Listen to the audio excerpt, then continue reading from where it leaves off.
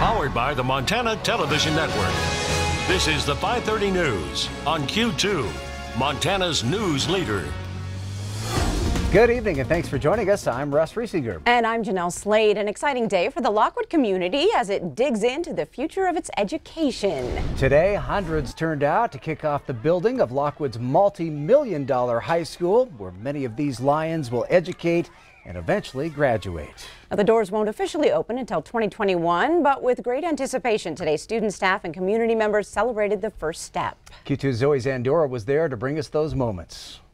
I want to start off by just thanking everybody for joining us on this ultra important day for our community.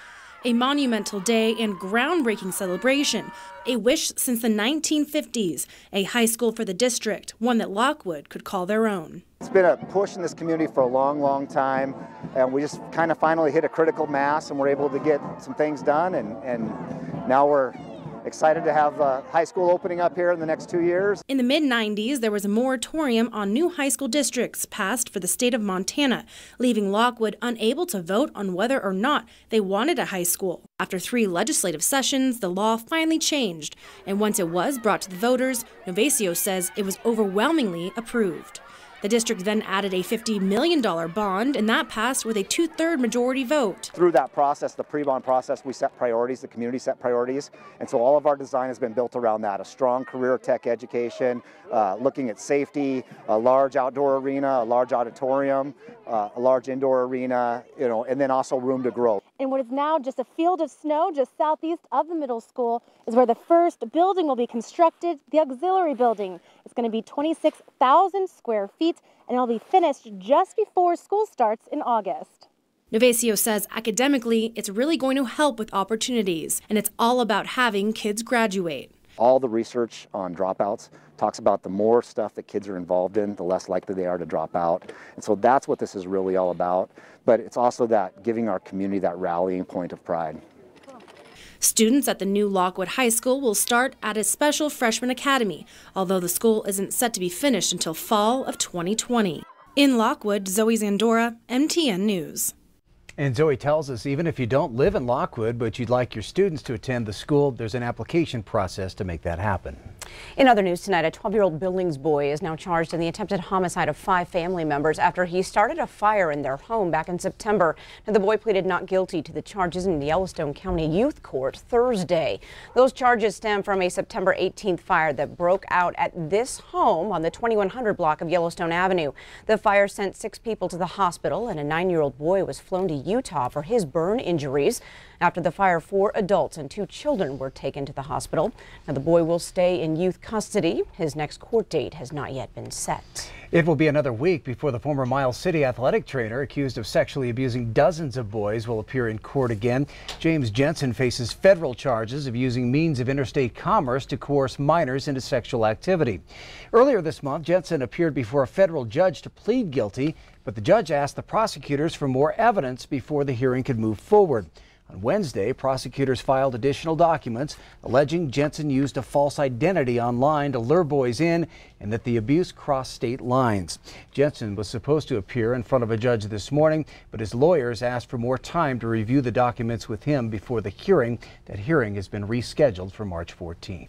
Turning to weather, just when we thought the sun was enjoying its stay, more incoming snow is going to kick it to the curb, Bob. Yeah, today was a nice day. Tomorrow will be a pretty nice day, but after that, things are going to change because look at this stream of moisture. It starts over the big island of Hawaii and goes all the way up into the Pacific Northwest, and by the time Saturday morning gets here, it's going to start overrunning some of that cold Arctic air and start producing snow out in western Montana. Now, it's going to continue to push moisture into our region, and we think by maybe sometime in the afternoon on Sunday, it'll start making its way into the Billings area.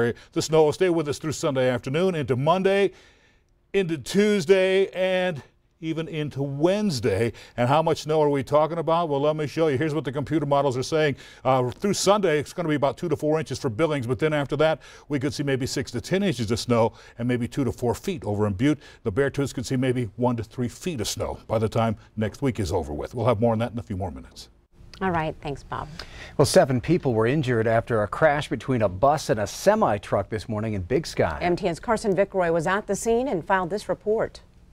It hasn't been the best of mornings here in Big Sky, where behind me a truck collided with a bus, which is disrupting travel and caused a few injuries. The accident occurred at approximately 8:51 this morning at the intersection of Little Coyote Road and Lone Mountain Trail when a flatbed truck collided with a Big Sky Skyline bus. 6 passengers and the bus driver were reported to be injured. I think the worst we've seen is broken bones from it, but all were transported to Big Sky Medical Center. Montana Highway Patrol, Big Sky Fire Department, and the Gallatin County Sheriff's Office all responded to the accident. We've been trying to move traffic as best as possible, and we appreciate everyone's patience with that process.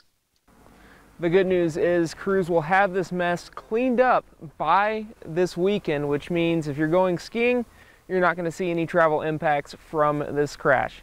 In Big Sky, Carson Vickroy, MTN News. Now, the cause of that crash still under investigation. Some sad news also out of Big Sky. A 9-year-old boy from Massachusetts was found dead earlier this week on the ski hill. The Gallatin County Sheriff's Office tells us that boy was reported missing on Tuesday at the junction of Middle Road and Lobo Ski Run. Searchers found the boy's body in a tree well. Officials say he died of blunt force injuries after hitting a tree. One Minnesota researcher's comments that chronic wasting disease could spread from deer to humans got a lot of attention this week. CWD has been detected in deer in Montana, and a lot of people, of course, hunt and eat them. So we wanted to get an update on just what is happening and whether people should be concerned. But it's arrived, and now we just need to deal with it. Chronic wasting disease has been called by some the zombie deer disease because the end result eventually leaves the animal that contracts it droopy, walking in circles, sick and dying. None of the deer that tested positive in Montana had gotten to that point, according to Bob Gibson with Fish, Wildlife and Parks. It was carrying the prion, or the bad protein that causes chronic wasting disease, but they were fat, happy, running, seemingly healthy looking. CWD has now spread to 24 states. The disease was first detected in Montana 2 years ago in eastern Carbon County. We know that the most common way for chronic wasting disease to spread is animal to animal. And so if we can get fewer animals in an area, thin them out, it's less likely to spread and less likely to get bad. A recent report that went viral this week raising concerns about whether CWD could one day jump from deer to humans, something I asked Gibson about. In fact, it hasn't even moved to other animals. Antelope, sheep, goats, even lab mice have not been able to catch that bad prion. So it's never moved to humans, but the World Health Organization, the Centers for Disease Control, recommend that if you have a deer that tests positive for chronic wasting disease, don't eat it because you don't want to be the first one. Well, if you are concerned and want more information on how to take samples of any deer you harvest and have that meat tested, that's available on the Montana Fish, Wildlife and Parks website. Also, Gibson says that if you hunt in Carbon County, they're going to have more liberal hunting numbers there for 2019 because since CWD is spread animal to animal, it's important to not have too large of a deer population. This season's influenza outbreak has taken 2 more lives here in Montana. The state saw 2 new flu-related deaths over the last reporting period. That brings a total to 5 for this season. The latest numbers also show nearly 1,400 new cases for the week ending on February 15th. To date, the state has recorded 4,698 cases and 244 hospitalizations. Yellowstone and Cascade counties have each seen more than 500 cases each. Students have learned that mistakes and failure are good and necessary in science. Now, the Billings Public Schools showcases those benefits with Project Lead the Way. Now, the project teaches science, technology, engineering, and math, or STEM subjects, to kids in kindergarten through 8th grade. Businesses in Billings donated about $1 million during the first 3 years of the project. Those involved say the project brings engagement and involvement and teaches collaboration, communication, critical thinking, and creativity. My first year of doing it was in 1st grade, and we had to fail a lot in it.